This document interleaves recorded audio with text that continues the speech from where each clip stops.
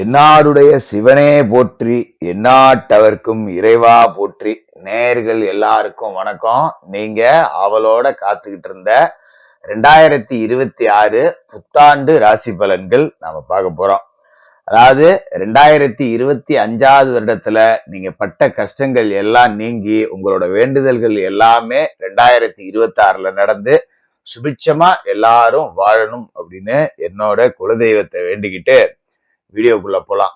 அதாவது விசுவாவசு வருடம் மார்கழி மாதம் 17ஆம் தேதி குரு பகவானுக்குரிய வியாழக்கிழமையில இந்த 2026 புத்தாண்டு அப்படிங்கிறது பிறகுது. ரொம்ப அற்புதமான ஒரு வருடமா உங்க எல்லாருக்கும் இருக்கணும் அப்படிங்கிறது தான் நம்மளோட வேண்டுதலா இருக்கு.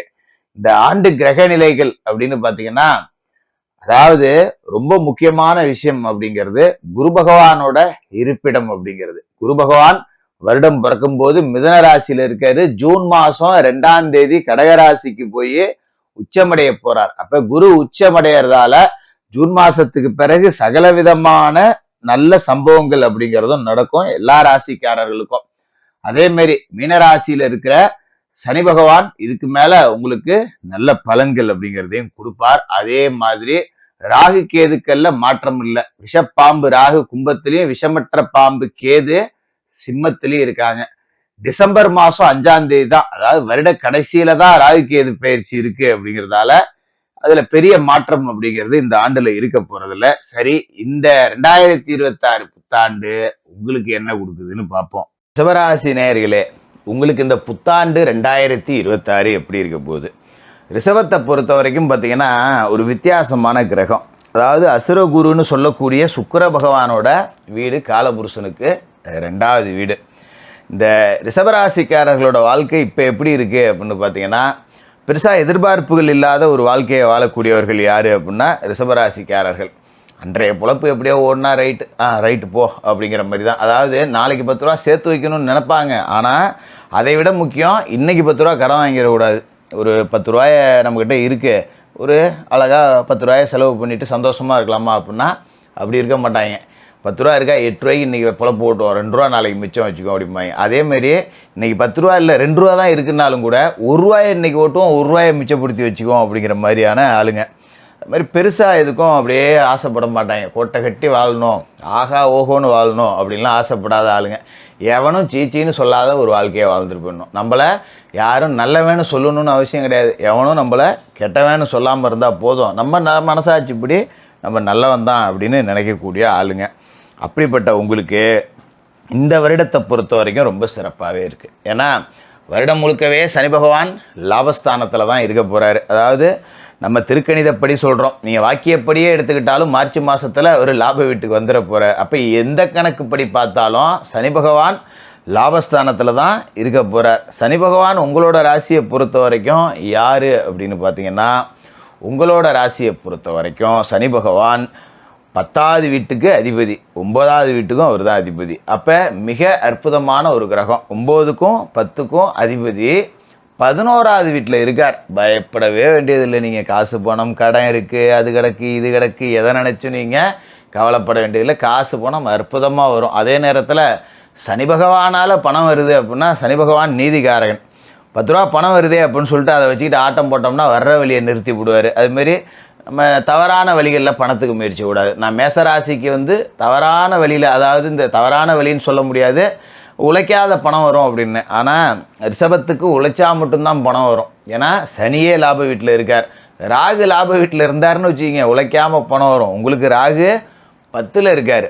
ஆனால் 10ல் இருக்கும்போது தொழில் ரீதியாக ஏதாவது உழைக்காமல் வருதா போகுதா அப்படின்னு நம்மளை எட்டி பார்க்க வைக்கும். எட்டி கூட பார்த்துறாதீங்க, பிரச்சனையை கொடுத்துரும். அப்போ கூடுமான வரைக்கும் நாம் கர்ம வினைகளுக்கு கட்டுப்பட்டு, நீதி நேர்ம நியாயத்துக்கு கட்டுப்பட்டு, நம்ம உண்டு நம்ம பொழப்பு உண்டுன்னு நம்ம பாட்டுக்காக ஓடிக்கிட்டு இருந்தோம்னு வச்சிங்களேன், நமக்கு கிடைக்க வேண்டியது எல்லாமே தானாக கிடைக்கும். எதை பற்றி நீங்கள் கவலை பண்ணணுன்னு அவசியமே கிடையாது. சனி உங்களுக்கு கொடுக்க தொடங்கணும் அப்படின்னு முடிவு பண்ணியிருக்காரு.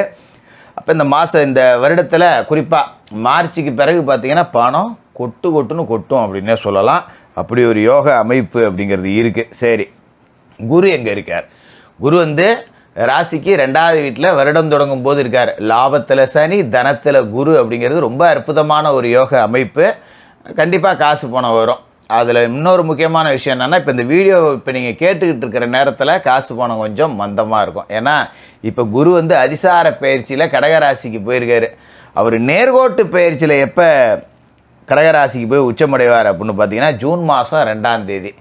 அப்போ அது வரைக்கும் உங்களுக்கு கவலை இல்லை. ஜனவரியிலேருந்து ஜூன் வரைக்கும் கவலையே இல்லை. ராசிக்கு 2வது வீட்டுக்கு அவர் வந்துடுவார் திரும்ப இப்போ மிதுனத்தில்.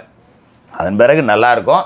ஜூன் 2ஆம் தேதி தான் அவர் நேர்கோட்டு பயணத்தில் கடகராசிக்கு போய் உச்சமடைகிறார். என்ன ஆச்சு, அவரும் மறைவு ஸ்தானத்தில் போய் 3வது வீட்டில் குரு மாட்டிக்கிட்டாரு, அதனால் நமக்கு ஏதாவது பாதிப்பா ஜோசியரை அப்படின்னு நீங்கள் நினைக்கலாம். கவலைப்பட வேண்டாம், அதுவும் உங்களுக்கு நன்மை தான். ஏன்னா குரு இருக்கும் இடம் பால் பார்க்கும் இடம் சிறப்பு அப்படின்னு சொல்லுவாங்க பார்த்தீங்களா. குரு 3வது வீட்டில் போய் உச்சமடைகிறார் அப்படின்னா ஒரு நலிந்து கிடந்த உங்களோட சகோதரர் ஒரு நல்ல வாழ்க்கையில் மேலே வருவார். அண்ணன் ரொம்ப கஷ்டப்படுறாரு, தம்பி ரொம்ப கஷ்டப்படுறான், சகோதரி ரொம்ப கஷ்டப்படுறா அப்படின்னு இருந்தீங்கன்னா அவங்களோட வாழ்க்கை அப்படியே ஒரு உச்சத்தை போய் தோடும். அப்பாடா அவங்க நல்லா இருக்காங்கடா, அது போதும்டா, ஏதோ நம்மள்ட்ட 15 நம்ம இருக்க கஷ்டத்தில் உதவ முடியாமல் கிடந்தோம், இப்போ அவங்க நல்லா இருக்காங்க, இனிமேல் நம்மளை நம்ம பார்த்துக்குவோம் அப்படிங்கிற ஒரு மனநிலைக்கு வந்துடலாம்.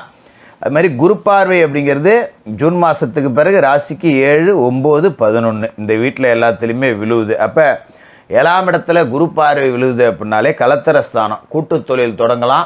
ஏற்கனவே தொழில் தொடங்குனீங்கன்னா அதில் யாரையாவது கூட்டாளியாக சேர்த்துக்கலாம். அதுமாரி நண்பர்கள் உதவியாக இருப்பாங்க. மனைவி வழியில் சொத்து சேர்க்கை, மனைவியின் பெயரில் தொழில் தொடங்கலாம். இந்த மாதிரியான அமைப்பு எல்லாமே ரொம்ப சிறப்பாக இருக்குது. அதுமாரி திருமணமாகாதவர்களுக்கு திருமணம், பிரிந்த கணவன் மனைவிகள் ஒன்று சேர்றது. இல்லை சில பேர் மனைவி வீட்டாரோட பிரிவினை இருக்கும். மனைவி நம்ம கூட தான் இருப்பாங்க, அங்கே மாமனார் பேச மாட்டாங்க, மச்சினர் பேச மாட்டாங்க, மம்மியார் பேச மாட்டாங்க. இப்படி இருந்த நிலைமை அப்படிங்கிறது மாறி எல்லாம் ஒன்று கூட போகிற ஒரு அமைப்பு. ஒரு குலதெய்வ கோவிலுக்கு சந்தோஷமாக எல்லாரையும் பங்காளி உரமுறை சகிதமாக கூப்பிட்டு போய் ஒரு நேர்த்தி கடை அப்படிங்கிறத நிறைவேற்றலாம். முன்னெல்லாம் நாங்கள்லாம் ஒரு 4 வருஷத்துக்கு முன்னாடி அப்படியே சந்தோஷமாக இருப்போம்ப்பா, இப்போலாம் அந்த சந்தோஷம் இல்லைப்பா அப்படின்னு நினைக்கிறவங்களுக்கெல்லாம் அந்த சந்தோஷம் அப்படிங்கிறது மறுபடி கிடைக்கும். 9ஆம் இடம் அப்படிங்கிற ஒரு அற்புதமான இடம் அமையுது. அப்படிங்கிறப்ப வீடு கட்டலாம். குரு பார்வை 9ல் விழுவுறதால வீடு கட்டினதுக்கு கடை இருந்ததுன்னா அதை அடைக்கலாம். ஒரு வீடு கட்ட லோன் ஒன்று போட்டுட்டேன், அடைக்க முடியாமல் சிரமப்பட்டுக்கிட்டு இருந்தேன் அப்படின்னா அதை இப்போ அடைக்கலாம். தந்தை வழியில் ஆதரவும் ஆதாயமும் உண்டு. அதுமாரி தந்தைக்கு உடல் ஆரோக்கிய பிரச்சனை இருந்தது, தந்தைக்கு மருத்துவ செலவிற்கு வருது அப்படின்னா அது எல்லாமே சரியாயிடும். இதுக்கு மேலே தந்தை வழி தாய் வழி ஆதரவு உங்களுக்கு ரொம்பவே நல்லா இருக்குது. 11ஆம் இடத்துலையும் குருவோட பார்வை அப்படிங்கிறது பதியுங்கிறதால சனியும் அந்த இடத்துல இருக்கார். அப்படிங்கிறதால குரு பார்க்க புனிதப்பட்ட சனி இன்னும் உங்களுக்கு கொடுக்குற தெய்வம் கூரையை பிச்சுட்டு கொட்டுங்கிற கதையாக பானம் அப்படிங்கிறது 4ஆம் வழியிலேருந்தும் வரும். அதுமாதிரி ராகு 10ல் இருக்கார். உங்களோட ராசியை பொறுத்த வரைக்கும் ராகு 10ல் இருக்கார். அப்போ 10ஆம் இடத்துல இருந்து அவர் கொடுத்துக்கிட்டே இருப்பார். வருஷ கடைசியில் தான் 9ஆம் இடத்துக்கு போகிறாரு. அதனால் நீங்கள் அதை நினச்சி கவலைப்பட வேண்டியதில்லை. 10ல் ஒரு பாவி இருக்கணும்பாங்க பார்த்தீங்களா, அந்த பாவியாக ராகு 10ஆம் இடத்துல இருந்துக்கிட்டு உங்களுக்கு அதீத நன்மைகள் அப்படிங்கிறத செஞ்சுக்கிட்டே இருப்பார். தொழில் வளர்ச்சி, ஏதாவது ஒரு தொழிலை தொடங்குங்க. சும்மா அப்படியே ஓட்டிக்கிட்டு இருக்கேன் அப்படின்னு இல்லாமல் ஒரு இடத்துல வேலைக்கு போகிறவங்க கூட ஒரு தொழில் தொடங்க ஆரம்பிக்கலாம், நல்லபடியாக இருக்கும். இதுமாரி கேது 4ஆம் இடத்துல இருக்கார். வருஷ கடைசியில் தான் அவர் 3ஆம் இடத்துக்கு வர்றார். அப்போ தாய் வழி உறவுகள், தாயாரோட சொந்தங்கள்கிட்ட கொஞ்சம் கவனமாக இருக்கணும். அவங்களுக்குள்ள மன வருத்தம் வரக்கூடிய வாய்ப்பு அப்படிங்கிறது இருக்குது. சிலருக்கு தாயாருக்கு பிரச்சனை, உடல் ஆரோக்கியத்தில் வரக்கூடிய வாய்ப்பு இருக்குது. சிலர் தாயாருக்கு பெரிய மருத்துவ செலவுகள் செய்யக்கூடிய வாய்ப்பும் இருக்குது. அதுக்கு நாம் பரிகாரம் செய்யணும். யோக பலம் பெற்ற ஒரு நன்னாளில் சர்ப்பசாந்தி பரிகாரங்கள் பண்ணிக்கலாம். அப்படி இல்லைன்னா திருநாகேஸ்வரம் போங்க, கீழப்பெரும்பள்ளம் போங்க, ராகு கேதுக்களை தரிசனம் பண்ணிட்டு வாங்க, காளகஸ்திக்கு போயிட்டு வாங்க. செவ்வாய்க்கிழமை ராகுகால நேரத்தில் துர்க்கைக்கு எலுமிச்சை விளக்கும் அரளிப்பூ மாலையும் சூட்டி வீடற்றவர்கள் சாலையோரத்தில் வசிக்கக்கூடியவர்களுக்கு உங்களால் முடிஞ்ச உதவிகள் அப்படிங்கிறத செய்யுங்க. இந்த 2026 புத்தாண்டு நல்லாயிருக்கும். ரிஷபராசிக்காரர்களுக்கு வாழ்த்துக்கள்.